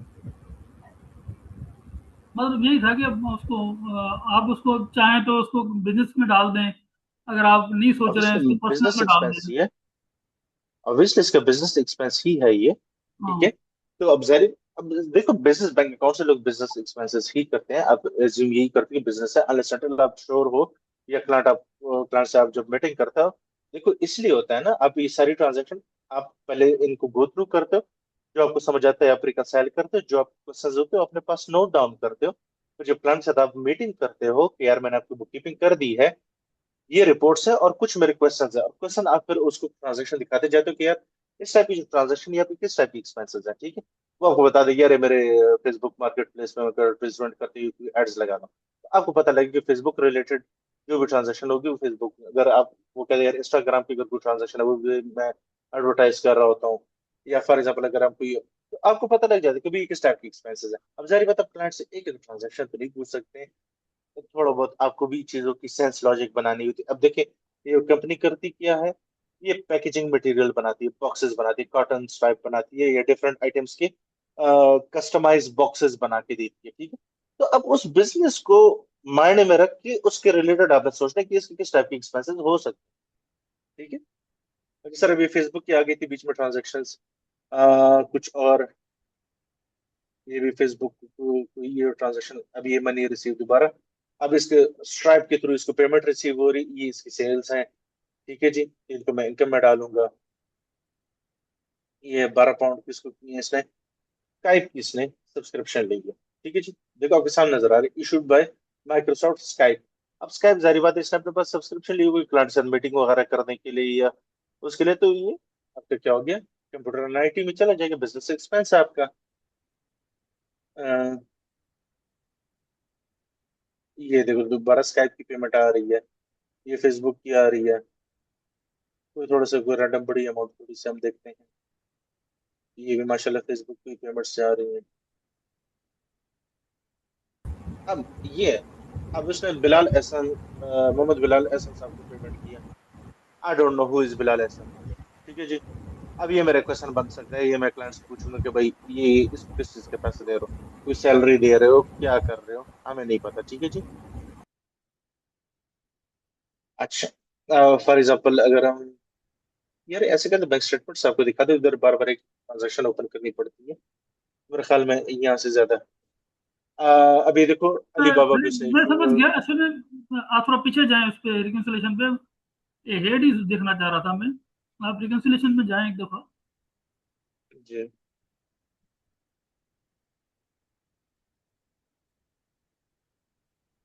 हम्म। असल में मेरा क्वेश्चन ये था कि यहाँ पे ये जो है ना, व्हाट चूज द अकाउंट, इसका कंसर्न था कि हमने यहाँ से चूज ओके ओके, करेंगे अकाउंट तो सॉरी सिस्टम सॉरी, उसी में डाल देगा जाके। I am sorry, I am sorry, मैं कुछ और समझ रहा था कि आपको शायद कि आपको मैं समझे कि आप ये कहना चाह रहे कि मुझे कैसे पता लगे कि इसे किस टाइप की एक्सपेंस नहीं नहीं है, सर, ठीक है। वो मसला नहीं है। अच्छा, ये था कि देखो, हमने सिर्फ आइडेंटिफाई करना है। मुझे तो मुझे ये लग रहा है कि यहाँ पे व्हाट, ये कंसर्न किससे किस हेड में जाएगा, इसी को यस, हमको अच्छा, जरा देख के करना है। तो सर आप अकाउंटेंट इस चीज के लिए आपको पता होना चाहिए कि किस टाइप की एक्सपेंस हाँ, आपके मतलब रिपोर्ट्स में कितने इम्पोर्टेंट तो टाइप यही से। लग रही है कि आप इसको, तो डिस्क्रिप्शन तो वहां से मिल जाएगी, आपको चूज करना है कि कहाँ इसको फेंकना है मैंने। किस बिजनेस क्या अकाउंट, देखो अब जाहिर बात है आप पहले दिन ये चीजें नहीं मास्टर कर सकते, इसलिए मैंने आप लोगों से कहा आप जीरो जैसे ही लॉग इन करो, आप सबसे पहले अकाउंटिंग में जाके ये चार्ट ऑफ अकाउंट आप लोग जो है ना इसको ओपन करें जरा आप। और बेशक इसको अगर आप एक्सपोर्ट करना चाहते हो एक्सपोर्ट कर लो, या इसी तरह देख लो कि आपके पास डिफरेंट चार्ट ऑफ अकाउंट्स आ रहे हैं मेरे और किस किस क्वेश्चन भी नाम से बहुत आ रहे यही था, एक्सक्यूज मी, यही था कि अगर हम पहले से चार्ट अकाउंट को थोड़ा डिस्कस कर लेते कि भाई कौन कौन से खाते कहाँ हैं और कैसे होंगे, तो फिर आगे रिकंसिलिएशन में आपको इजी हो जाता है कि आपने सिलेक्ट चार्ट कौन सा चार्ट ऑफ अकाउंट लगेगा इसको। ये इनकम की है, एसेट की है, लाइबिलिटी की है, इनकम एक्सपेंस की है, या आपकी ओनर सिक्योरिटी की ट्रांजेक्शन है, तो थोड़ा समझने में आसानी होगी, असल पूछने में में। मैं थोड़ा सा उसको जरा रिपोर्टिंग साइड पे ले जा, चले कोई नहीं, मैं अभी डिस्कस कर लेते इसको। हमने एक्सेल में वो सारे चार्ट ऑफ अकाउंट डाउनलोड कर लिए, ठीक है जी। अभी मैं सबसे पहले टाइप को फिल्टर करता हूँ, वन बाय वन टाइप्स हम देखते हैं। अब मेरे पास अकाउंट पेबल में किस तरह टाइप के अकाउंट हेड्स आ रहे हैं, ठीक है जी। एग्जैक्टली। अकाउंट अकाउंट पेबल में मेरे पास एक ही हेड आ रहा है, अकाउंट पेबल के नेम पे आ रहा है, जिसको हम ट्रेड क्रेडिटर्स भी कहते हैं, ठीक है जी। और invoice, invoice the company has received from supplier but have not made payment on, मतलब अभी तक पेमेंट उसकी नहीं हुई है। ये इस टाइप की एक्सपेंस है, मतलब अकाउंट हेड। इसमें आप जिस तरह अभी हमने देखा कि हम चार्ट ऑफ अकाउंट ऐड भी कर सकते हैं, एडिट भी कर सकते हैं, वो एक डिफरेंट स्टोरी है। नेक्स्ट हमारे पास अकाउंट रिसीवेबल, तो अकाउंट रिसीवेबल में अकाउंट रिसीवेबल रिलेटेड आएगा। क्रेडिट डेटर्स जो हमारे होते हैं वो आप उसके बारे में आ रहे हैं, आपके पास अकाउंट हेड आ रहा है। उसके बाद बैंक, बैंक में हमने अभी तक सिर्फ एक ही अकाउंट हेड क्रिएट किए हुए, एक ही बैंक है, तो हमारे पास एक ही बैंक आएगा, क्योंकि हेल्थ और पैकेजिंग आ रहा है, ठीक है जी। उसके बाद हमारे पास करंट एसेट्स में देख लेते हैं। करंट एसेट में हमारे पास प्रीपेमेंट एक फिलहाल एक अकाउंट हेड आ रहा है, और एक less provision for doubtful debt bad debts का हमारे पास एक अकाउंट हेड आ रहा है। यार एक्सपेंसेस साइड पे जाते हैं, डायरेक्ट कॉस्ट में जाते हैं। डायरेक्ट कॉस्ट में हमारे पास क्या आ रहा है, कॉस्ट ऑफ गुड सोल्ड का एक अकाउंट हेड आ रहा है, डायरेक्ट वेजेस का आ रहा है, और डायरेक्ट एक्सपेंसेस का हमारे पास एक अकाउंट हेड आ रहा है। इसके अलावा अगर हम थोड़ा सा करंट लाइबिलिटीज पे साइड पे जाते हैं, तो करंट लाइबिलिटीज में हमारे पास एक्रूवल्स का अकाउंट हेड अवेलेबल है, इनकम एंड एडवांस का अवेलेबल है, credit card control account available है, वेजेस पेरोल हमारे पास अवेलेबल है, वेजेस का कंट्रोल अकाउंट हमने बनाया हुआ है कि हम वेजेस के जर्नल भी रिकॉर्ड करते हैं, और जब बैंक से पेमेंट होती है तो वो सेम हेड में जा रही है, तो हमें पता लगता है भाई हमारी वेजेस अंडर पेड है या हमने ओवर पे की है, तो हमारे पास एक पिक्चर आती है, करंट लाइबिलिटीज में हेड है। एम्प्लॉय कंट्रीब्यूशंस टू बेनिफिट है, पेई पेबल एंड एनआईसी पेबल, ये अगर आपको यूके टैक्सेस से थोड़ा सा वापस कर रहा हो तो एम्प्लॉयज को जो आप सैलरी देते हैं तो उनमें से इनकम टैक्स भी आप डिडक्ट करते हो, और आप उनसे नेशनल इंश्योरेंस कंट्रीब्यूशन भी डिडक्ट करते हो। NIC stand for national insurance contribution, ठीक है। तो ये उसका कंट्रोल अकाउंट आपके पास आ जाता है। प्रोविजन फॉर कॉर्पोरेशन टैक्स का कंट्रोल अकाउंट है ये। डायरेक्टर लोन अकाउंट, डायरेक्टर की अगर कोई पर्सनल ट्रांजैक्शन आ रही है जा रही होती है बैंक में, उसको हम यहाँ पे कैटर करते हैं। सस्पेंस अकाउंट है हमारे पास। पेंशन पेबल है, अर्निंग ऑर्डर पेबल्स है, ये भी इसका भी पेरोल से ही ताल्लुक होता है। अगर स्टूडेंट लोन डिडक्शंस हो रही हैं, अगर स्टूडेंट्स की कोई लोन वगैरह डिडक्ट हो रहे हैं पेरोल से, तो उसका कंट्रोल अकाउंट है। तो ये सारे करंट लाइबिलिटीज में राइट नाउ आपके पास ये अकाउंट हेड्स अवेलेबल है। डायरेक्ट कॉस्ट देख लेते, इक्विटी, फिक्स एसेट हम देख लेते हैं। फिक्स एसेट में सर हमारे पास नॉन करंट एसेट्स हम कहते हैं इनको, फिक्स एसेट्स को, ठीक है जी। तो हमारे पास ऑफिस इक्विपमेंट आ जाता है और उसका एक्यूमुलेटेड डेप्रिसिएशन का हेड आ जाता है, जो कि जाहिर बात है एसेट्स को हम कम करते हैं। फिर कंप्यूटर इक्विपमेंट आ जाता है हेड, और एक्यूमुलेटेड डेप्रिसिएशन का हेड आ गया। बिल्डिंग, नॉन करंट एसेट्स और उसका accumulated depreciation. Lease hold improvements, अगर आपकी कोई लीज होल्ड प्रॉपर्टी है और उसमें आपने इम्प्रूवमेंट्स किए और आपने उसको कैपिटलाइज किया हुआ है, तो वो आ जाते हैं उसके ऊपर आप अगर डेप्रिसिएशन चार्ज करें तो वो हेड है। तो सेम उसके बाद हमारे पास मोटर व्हीकल्स का नॉन करंट एसेट्स अगर है तो उसका ये हेड है, और उसके ऊपर अगर आप डेप्रिसिएशन चार्ज करें तो वो आपके पास accumulated depreciation at same goes for plant and machinery, intangible assets का भी आपके पास अकाउंट हेड अवेलेबल है। सेम नॉन करंट लायबिलिटी में हमारे पास क्या आ रहा है?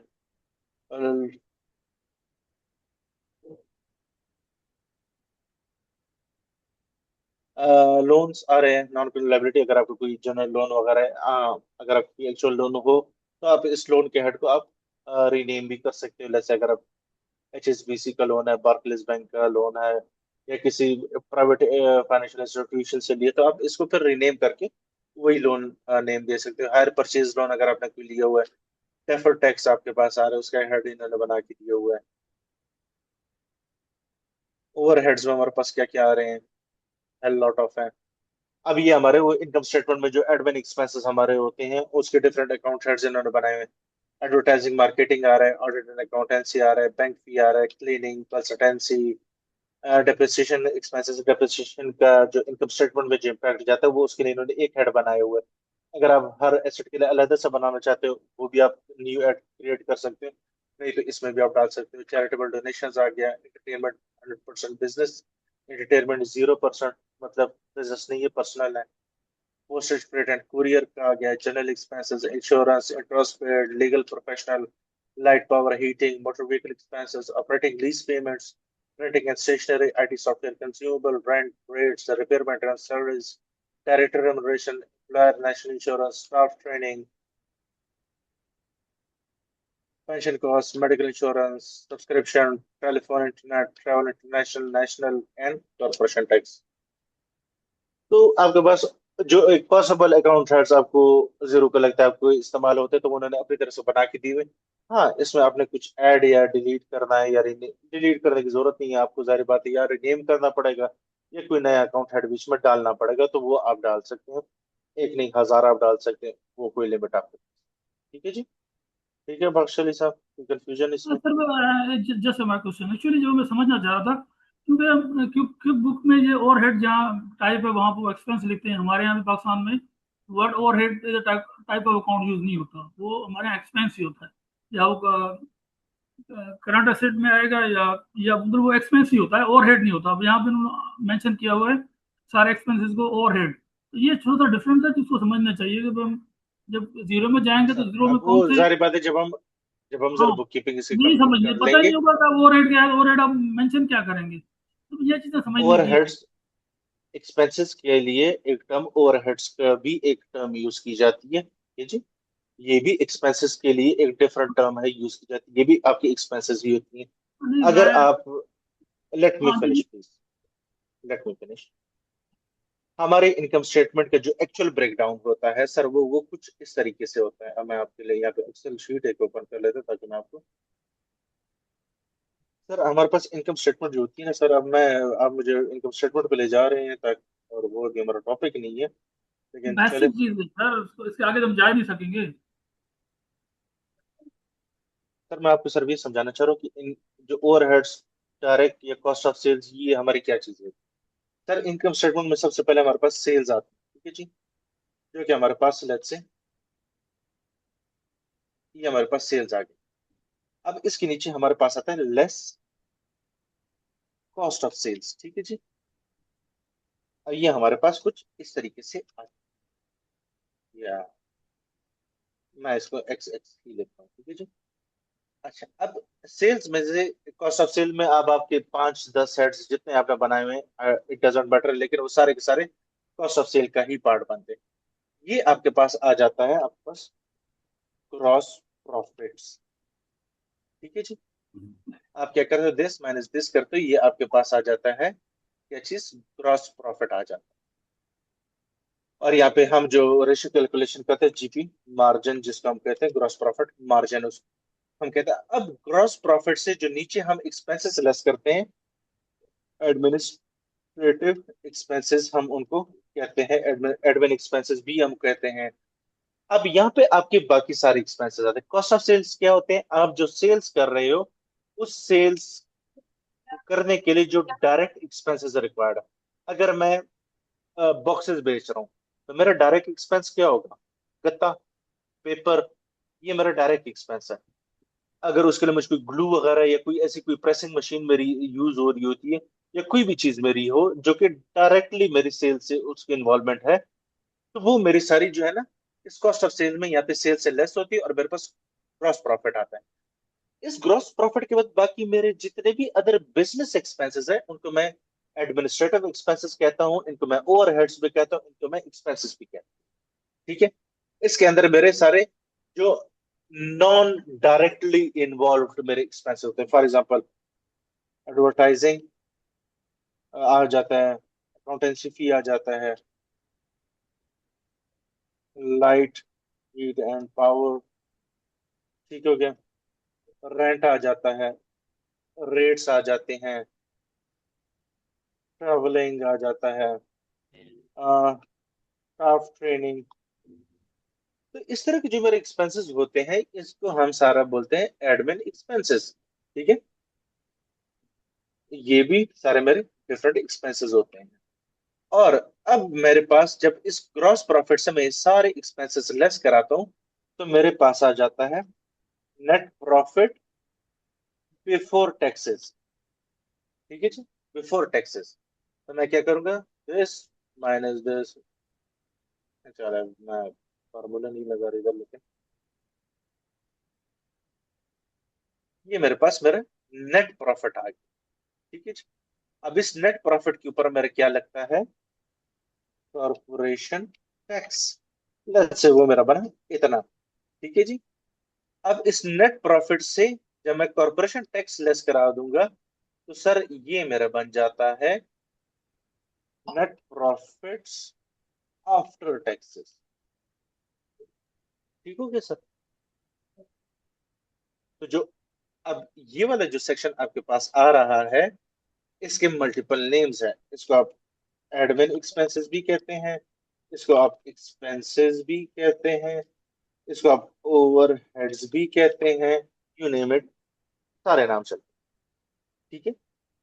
मेन चीज cost of sale, cost of sale के अलावा आपके जितने भी एक्सपेंसेस होते हैं, अच्छा, अक्सर सॉफ्टवेयर में आपको डिस्ट्रीब्यूशन एक्सपेंसेस भी आ जाते हैं इसमें, ठीक है। मतलब वो एक्सपेंसेस जो कि डायरेक्टली इन्वॉल्व होते हैं आपकी सेल्स के अंदर, आपकी सेल्स को बनाने में जिनके मेन इन्वॉल्वमेंट होते हैं, मेन कंपोनेंट जो होता है, वो आपकी कॉस्ट ऑफ सेल्स में जाती है। उसके अलावा आपके बिजनेस के जितने भी एक्सपेंसेस होते हैं, वो आपके सारे एडमिनिस्ट्रेटिव एक्सपेंसेस कहलाए जाते हैं, और उनको आप इनमें से कुछ भी नाम दे सकते हैं, ठीक है।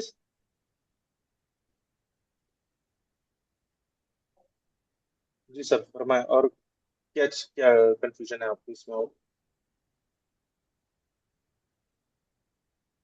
बख्श अली साहब आपसे पूछ रहा हूँ। कहो। जी सर, ये चीज क्लियर है? कोई और कंफ्यूजन है तो अच्छा, प्लीज आप मुझे पूछ इस सकते चीज़ से सबको पता है, जो अकाउंटेंट बंदा है। मैं इनकम स्टेटमेंट आपको सीखने के लिए नहीं कहा था कि वो मुझे दे दें। मैं जो मेरा छोटा सा हैं। फिर क्वेश्चन आप था, अपना अगर आप क्वेश्चन समय से तो 15 मुझे। मिनट आपको बच जाते।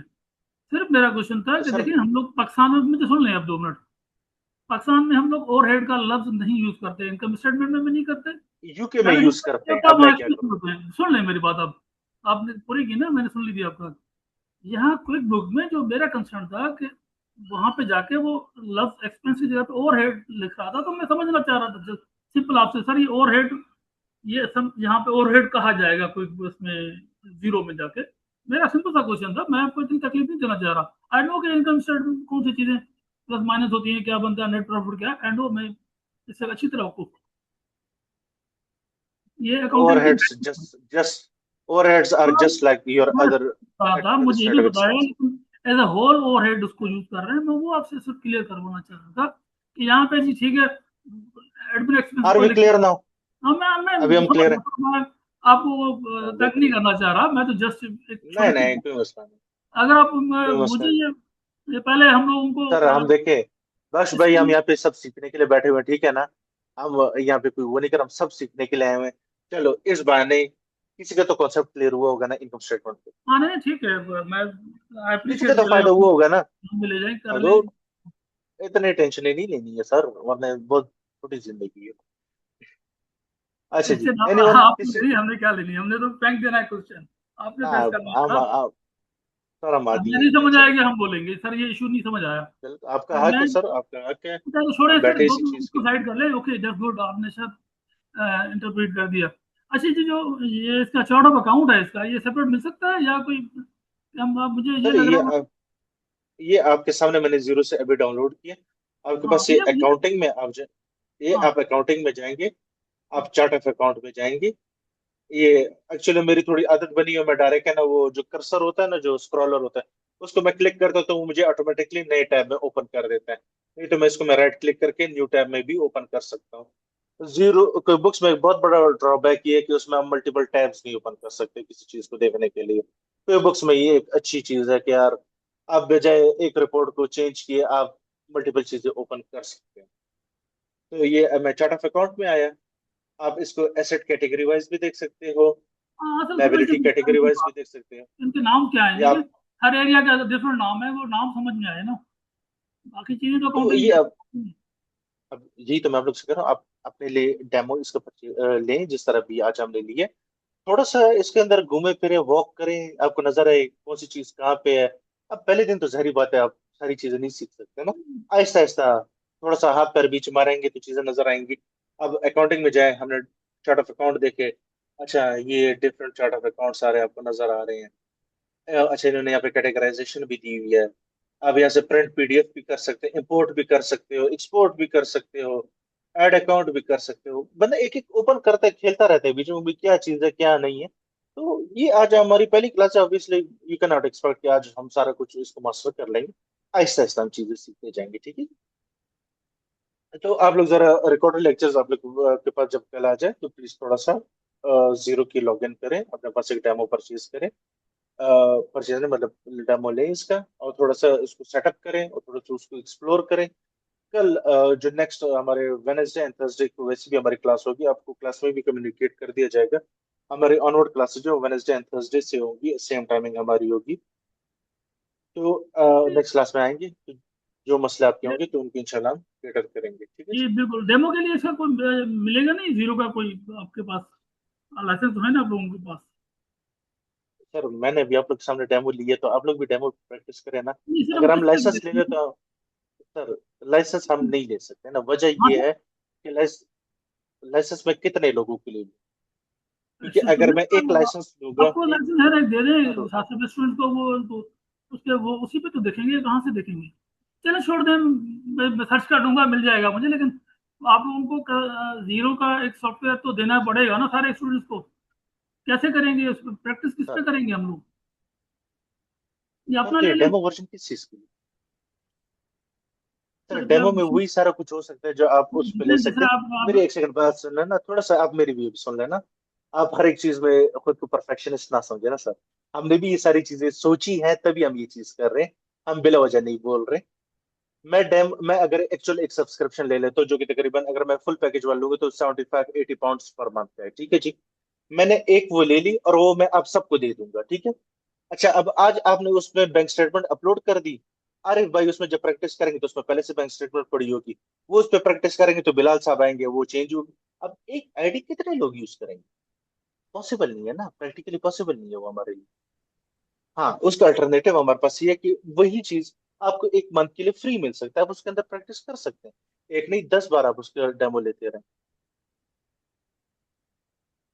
थोड़ा सा हमारे भी कंसर्न्स, कुछ लिमिटेशंस है। अब ये हम भी हर बंदे ये भी हम हर बता दिया। अच्छा है, मतलब हम जाके एक मंथ का फ्री इनका ले सकते हैं नेट से जाके, मिल जाएगा। आप क्लास के स्टार्ट से हमारे साथ हैं, ये क्लास नहीं तो नहीं, लेट ज्वाइन मैं किया? Join after 20 minute. नमाज का टाइम था, 9 बजे नमाज होती है हमारे। तो तो सर, आपने आप अपना ऑलरेडी, पूरी कहानी आपने हमारी पूरी कहानी सुनी नहीं है और आप हमें सर आप लोग को नमाज के टाइम पे क्लास तो रखना भी नहीं चाहिए, 9:30 के बाद स्टार्ट करना था। लेकिन वो आपने नमाज सर में इस नमाज की। तरह सर इस तरह हर बंदे के बहुत सारे मसले हैं, ठीक है। तो थोड़ा सा हमने न्यूट्रल होकर चीजें करनी पड़ती नहीं, हैं, आपके तो नमाज आई एम सॉरी फॉर इशा की दैट। कब होती है? आप लाहौर में सर कराची हमारे में? मैं इस्लामाबाद में हूँ सर। तो इस्लामाबाद का आधे घंटे का फर्क है मेरे ख्याल में। Sir I think leave this topic. इस तरह हर बंदे के बहुत सारे मसले निकल आएंगे अभी, नहीं ठीक नहीं, है ना। मेरा मसला नहीं है तो ना। ये 9 बजे यहाँ कराची में, 9 बजे हर जगह नमाज स्टार्ट हो जाती है। मुझे पता था सर यार, हमारे हम यूके झूठ से बोल लगे। हमारे हमारे साथ यूके से भी बीच में स्टूडेंट बैठे हुए, तो फिर हम वो कहेंगे यार, रात के 12 बजे क्लास रखो ताकि मैं ऑफिस से फ्री हो जाऊं, तो हम किस किस को कहते हैं? थोड़ा सा प्लीज। चलें छोड़ें, बस इट्स नॉट। शुक्र। चल ठीक है, ये चलो रिकॉर्डिंग बाकी मिल जाएगी इंशाल्लाह तो मैं देख नेक्स्ट। लूंगा। जी, बिल्कुल मिल जाएगी आप लोग को। Thank you so much guys. इंशाल्लाह वेनेसडे को आप लोग से दोबारा मुलाकात होगी, सेम टाइम पे, वेनेसडे एंड थर्सडे को। हमारे रेगुलर क्लासेस नेक्स्ट वीक से इंशाल्लाह स्टार्ट होंगी। मैं आप लोग के साथ ग्रुप में बैंक स्टेटमेंट भी शेयर कर लूंगा। आप लोग से मेरी रिक्वेस्ट है कि आप लोग डेमो ले लीजिएगा और थोड़ा सा उस पर प्रैक्टिस करें। जो मसले आएंगे इंशाल्लाह नेक्स्ट क्लास में हम उसको केटर कर लेंगे। तब तक के लिए इजाजत दीजिए। अल्लाह हाफ़िज़।